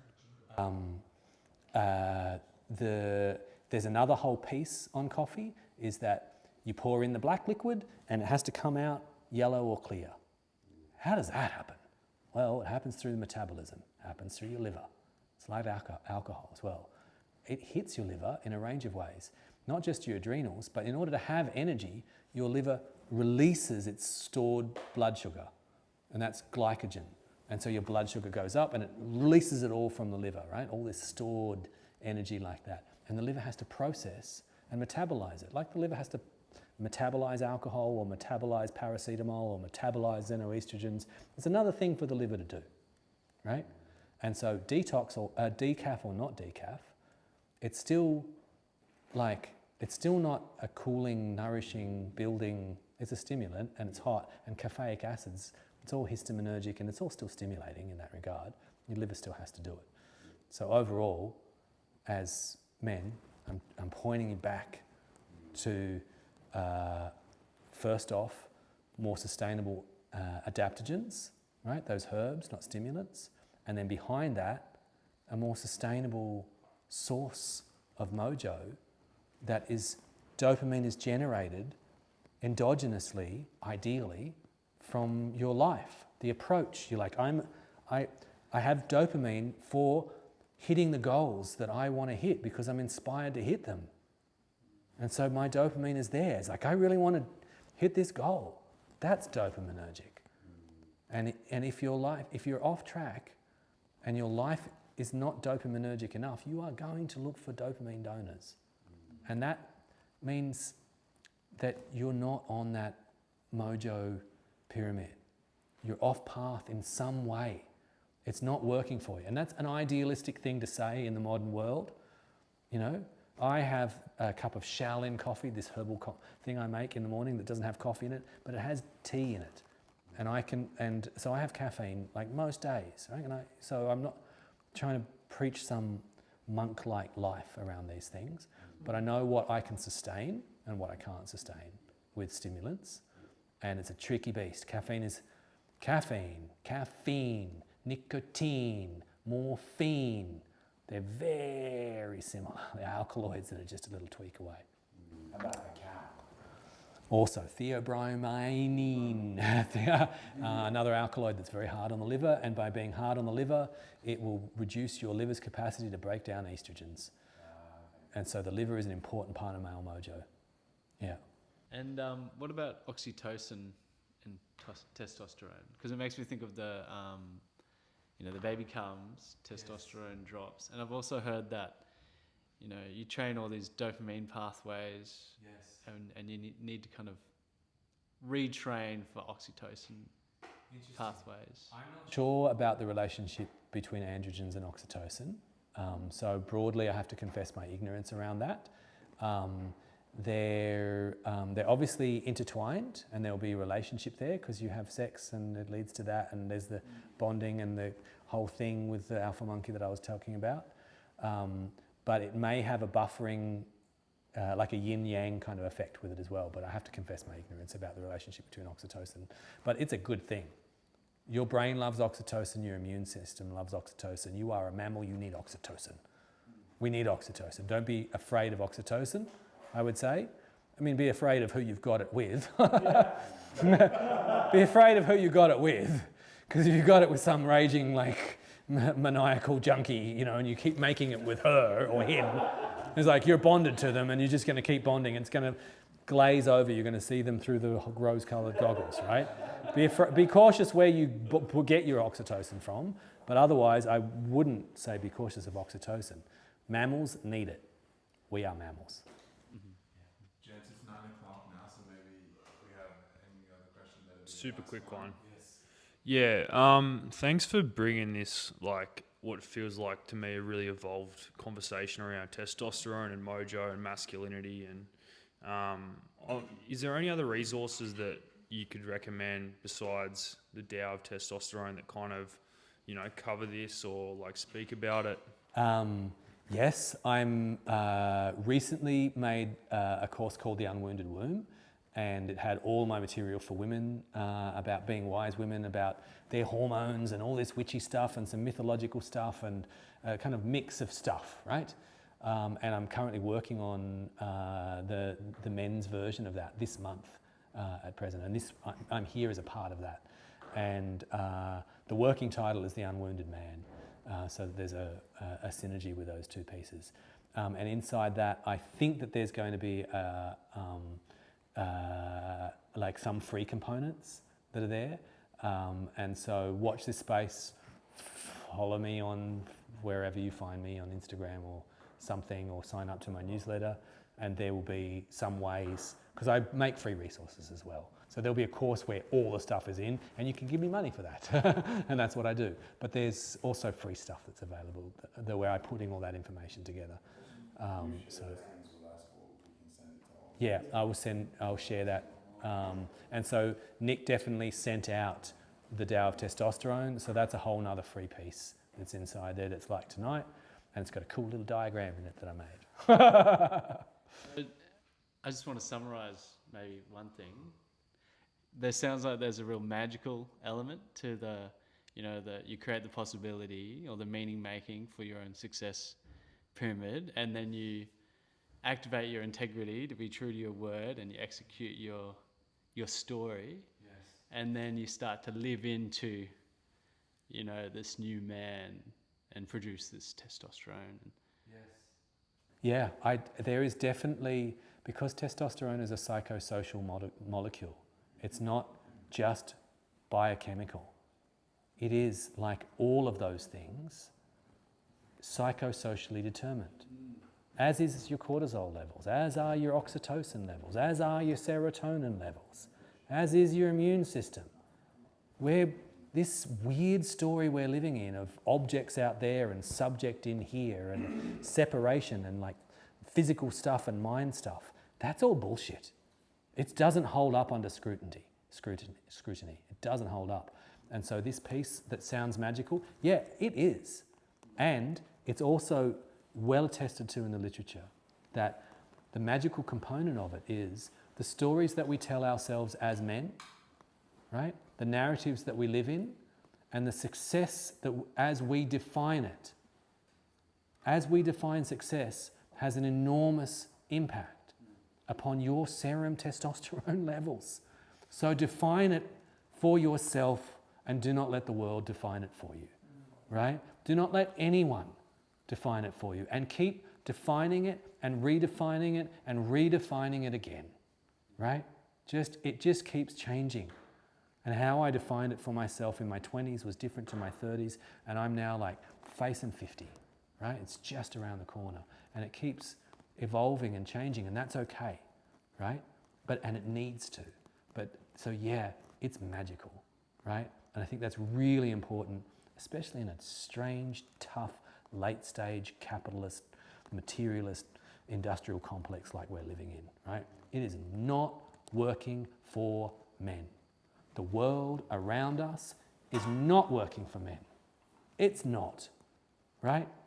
90% of suicides on this planet are men, right?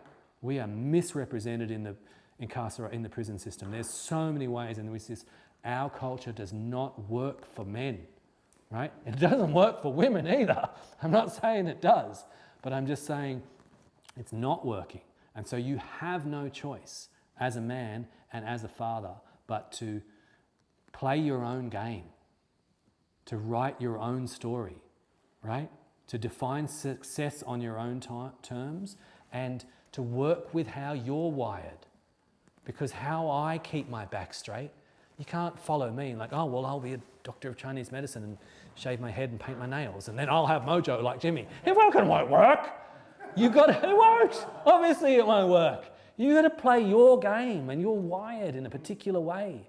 You have particular talents. You have particular dreams, right? Success and well-being is on your terms, and an inside job and our best WHO definitions bring it back to something very personal and very individual.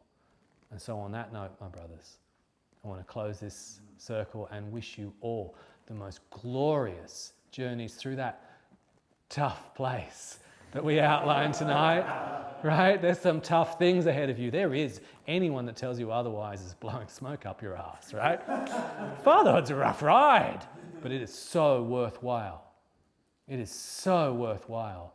And I hope, I really pray that with these tools and these stories and these myths and these images that I've shared with you, like with my passionate spell casting of these narratives that I've shared, rooted in science, that you are better equipped to be able to walk through as men of service with your backs held proud, raising beautiful young daughters and beautiful young sons. Aho. Thank you so much. Yes. And that's a wrap for tonight, ladies and gentlemen.